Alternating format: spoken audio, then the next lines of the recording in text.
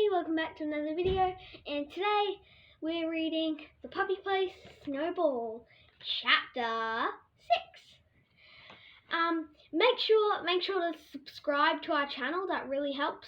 At the moment we have 12 subscribers, as you probably know if you go onto my channel website, and it really helps if you can give us a big thumbs up. And yeah. And in case you're wondering, this is my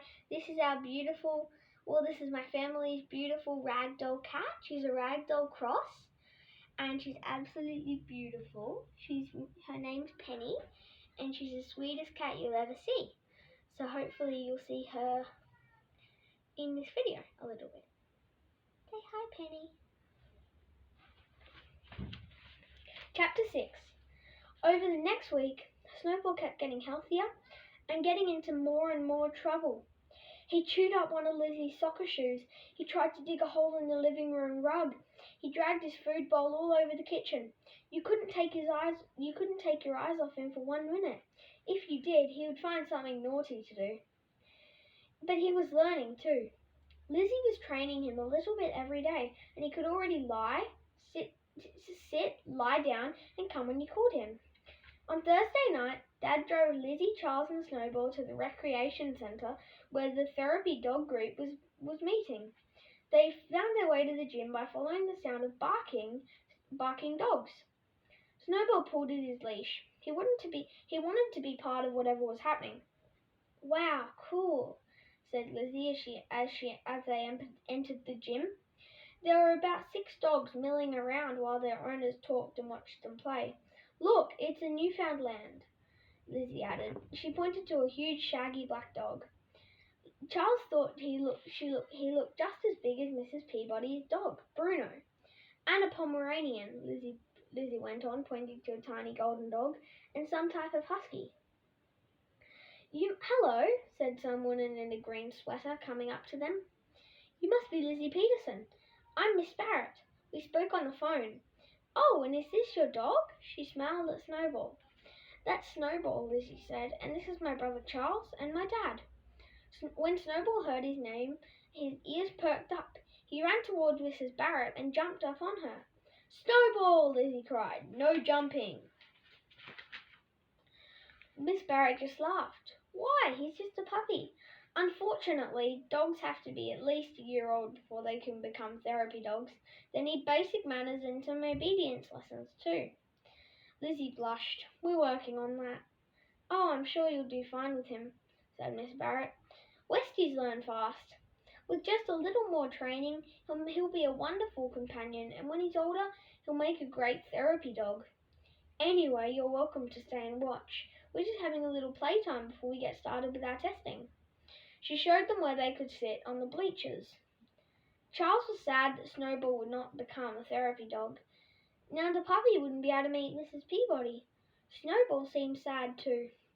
He whimpered as he watched the other dogs play. Poor buddy, said Charles. You feel left out. He pulled a toy out of his pocket. Here's your bone, he said, showing the rubber chew toy to Snowball. Want to play with this? Snowball stopped crying and lay at Charles's feet, gnawing at the toy.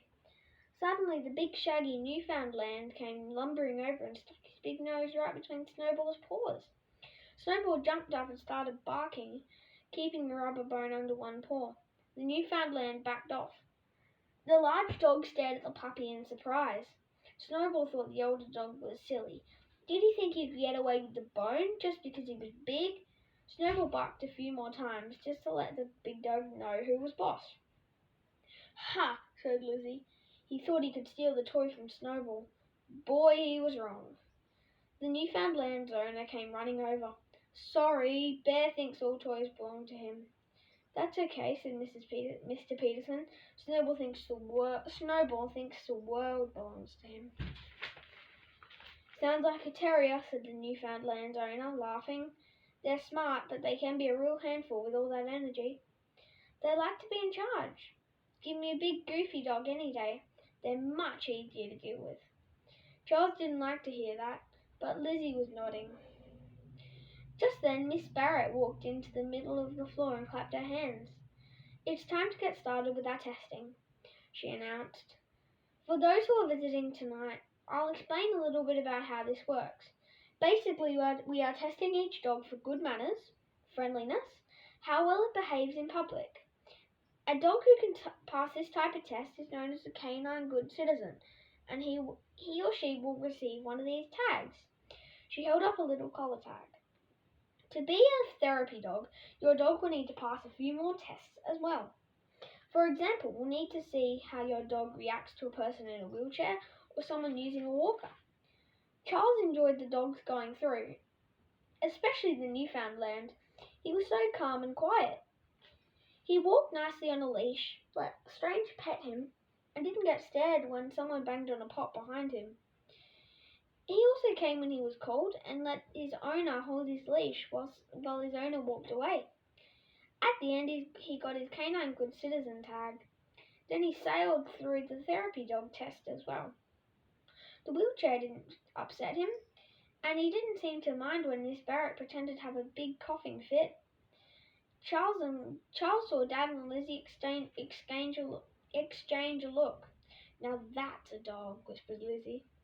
Think you'll be able to do all that one day?" Charles whispered into Snowball's ear. It was too bad it would be so long before Snowball could be a therapy dog, especially since Charles really wanted Mrs. Peabody to meet him. The puppy wasn't sure what the question meant, but he knew how to answer. A big lick on the boy's nose meant yes, yes, yes. That's the end of chapter 6, everybody. Thank you so much for watching this. Hope you enjoy. Remember to give us a big thumbs up. Thanks from Penny. And thanks from me. Bye. See you next time.